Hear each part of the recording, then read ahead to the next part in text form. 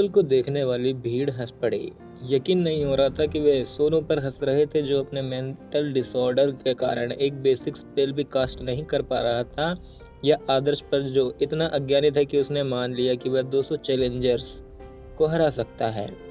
गौतम के एक्सप्रेशन भी गहरे हो गए। इस निर्दयी स्टूडेंट ने भीड़ के सामने उसे गोरिल्ला कहने की हिम्मत की। टीचर ऋषि ने अपनी हंसी रोकने की पूरी कोशिश की। उसने टीचर्स के बीच उस निकनेम का यूज करके उसे ग्रीड किया। कभी कभी स्टूडेंट्स उसे पीठ पीछे इस निकनेम से बुलाते थे, फिर भी किसी ने उसे जनता के सामने कभी उसके निकनेम से नहीं बुलाया था। ये ट्रांसफर स्टूडेंट वास्तव में निडर था। एक तरफ ध्यान दे तो ऋषि सर आदर्श के फैसले से चिंतित थे। अपने रूथलेस कमेंट्स को छोड़कर 200 चैलेंजर्स का सामना करने का उसका दृढ़ संकल्प बहुत ही इम्प्रेसिव था। वह यह देखने के लिए इंतजार नहीं कर सकते थे कि इतने सारे चैलेंजर्स के खिलाफ वह इतने लंबे समय तक कैसे टिकेगा। नेक्स्ट 672वें रैंक पर मनीष। गौतम ने अगले चैलेंजर को उग्र दहाड़ के साथ बुलाया। वह आदर्श को घूर रहा था। किसी भी तरह उसे इस अभिमानी बच्चे को अपने गुस्से पर कंट्रोल करना सिखाना था, वरना वह पॉसिबली फायर स्कूल के एलिमेंटल डायरेक्टर के रूप में अपने अधिकार को कैसे प्रदर्शित कर सकते थे। एक मोटा दिखने वाला टैंड स्टूडेंट धीरे धीरे ग्राउंड के पास पहुंचा। उसने आदर्श को एक भावहीन चेहरे से देखा और कहा, मैं मानता हूं कि एक ट्रांसफर स्टूडेंट के रूप में तुम्हारी ताकत टॉप 300वें रैंक पर रखने के लायक है, लेकिन रैंकिंग का ज़्यादा मतलब नहीं है। डुअल और रियल फाइट्स अलग होती है। डैम इट, मुझे फाइट सीखने के लिए तुम्हारी ज़रूरत नहीं है। आदर्श ने राइट हैंड में तुरंत एक फायर जलाई और उसे आगे थ्रो किया।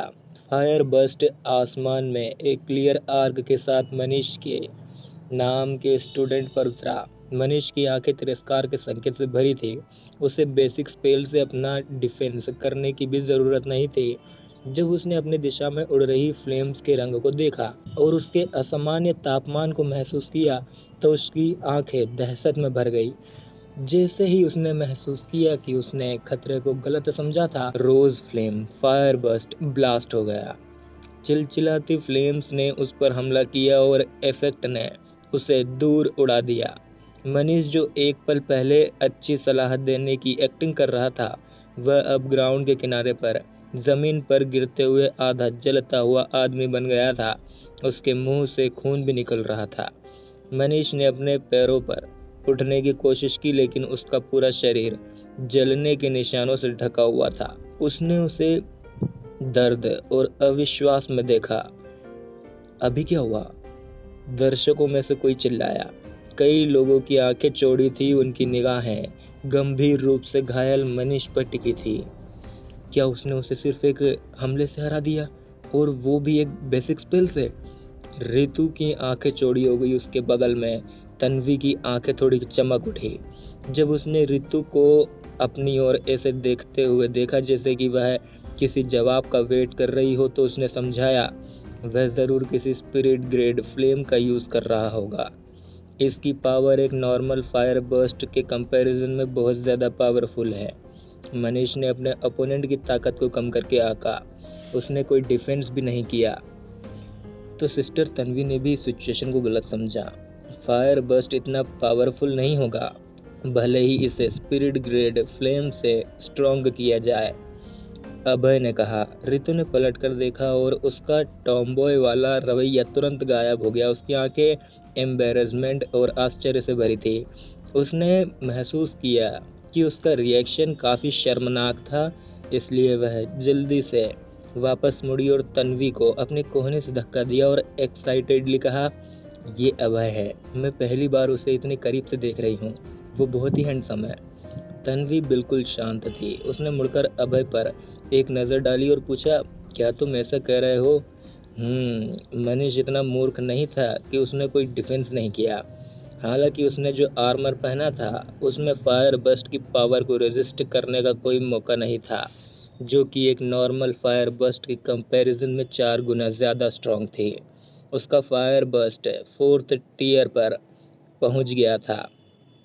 इसने फायर बस्ट की पावर को दोगुना कर दिया और साथ में उसका सोल सीड। अभय ने मुस्कुराते हुए कहा, तन्वी को जल्द ही एहसास हो गया। उसकी आंखें आदर्श को बड़ी हैरानी से देख रही थी। पूरे फायर स्कूल में जिनके पास स्पिरिट ग्रेड फ्लेम थी, उन्हें सबसे आगे रैंक किया जाएगा। इन बेहतर फ्लेम्स को बेसिकली कोई ऑर्डिनरी फ्लेम्स का यूज़ करके बीट नहीं किया जा सकता था। हालांकि स्कूल से स्पिरिट ग्रेड फ्लेम प्राप्त करने के लिए कम से कम 1 साल के एफर्ट की ज़रूरत होगी। इसके अलावा केवल हाई रैंक वालों को ही फायर एलिमेंट सोल सीड के 2 पीसेस दिए जाएंगे। इसलिए फायर स्कूल के स्टूडेंट्स के लिए स्पिरिट ग्रेड फ्लेम्स को असाधारण माना जाता था। इस बीच 4th टियर के बेसिक स्पेल को कास्ट करने के लिए सभी 7 स्टार्स को स्ट्रॉन्ग करने की ज़रूरत होगी और हर एक स्टार को सोल एसेंस की ज़रूरत होगी, जिसकी कीमत लगभग 5 लाख होगी। 4th लेवल के फायर बर्स्ट तक रैंक करने के लिए उसे 35 लाख रुपए की ज़रूरत होगी। इतने पैसे से आपको 2 सोल सीड्स भी मिल सकते हैं। मैंने कभी नहीं सोचा था कि कोई सच में इतना पैसा इस तरह खर्च करेगा, अभय ने सिर हिलाते हुए कहा। तन्वी ने भी थोड़ा सिर हिलाया। किसी के बैकग्राउंड के बावजूद उसने कभी भी किसी शिष्य को इतने भयानक बैकग्राउंड के साथ नहीं सुना था कि वह अपने बेसिक स्पेल को 4th टियर तक पहुंचा सके। तुम किसका इंतजार कर रहे हो? अगले वाले को बुलाओ, आदर्श गौतम की ओर मुड़कर चिल्लाया। गौतम ने अपने विचारों को शांत किया और एक लंबे चेहरे वाले अगले स्टूडेंट का नाम पुकारा। आखिर कहाँ से आया है ये बच्चा?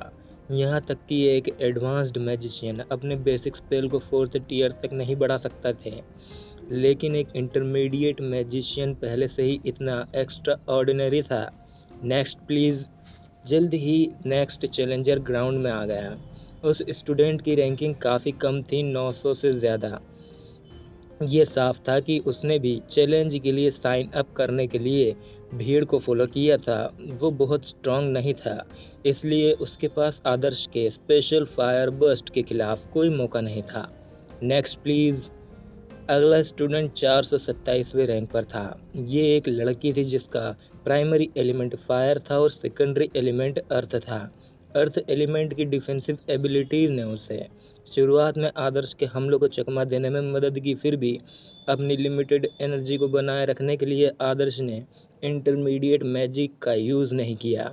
उसने महसूस किया कि उसके ओपोनेंट से निपटना काफ़ी मुश्किल हो रहा है, इसलिए जब उसके ओपोनेंट का ध्यान थोड़ा खो गया तो उसने अपने बाएं हाथ में लाइटनिंग को बुलाया।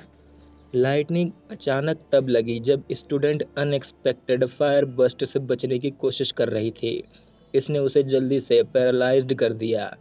वह अब फ्रीली नहीं चल सकती थी। आदर्श ने तुरंत उसे एक क्लोज फायर बर्स्ट के साथ ग्राउंड से बाहर कर दिया। उसके पास डिफेंसिव इक्विपमेंट थे, फिर भी फायर बर्स्ट का ब्लास्ट अभी भी उसे उड़ाने के लिए काफ़ी था। वो लड़की बिखरे बालों के साथ उठी। उसने आदर्श को डिसबिलीव से देखा। लाइटनिंग स्ट्राइक थ्रो करने के लिए आदर्श काफ़ी चालाक था। उसने फायर फ्लेम्स का यूज़ उस पर अचानक हमला करने के लिए किया था। नेक्स्ट, आदर्श गुस्से से चिल्लाया, जिसका गुस्सा अभी तक गायब नहीं हुआ था।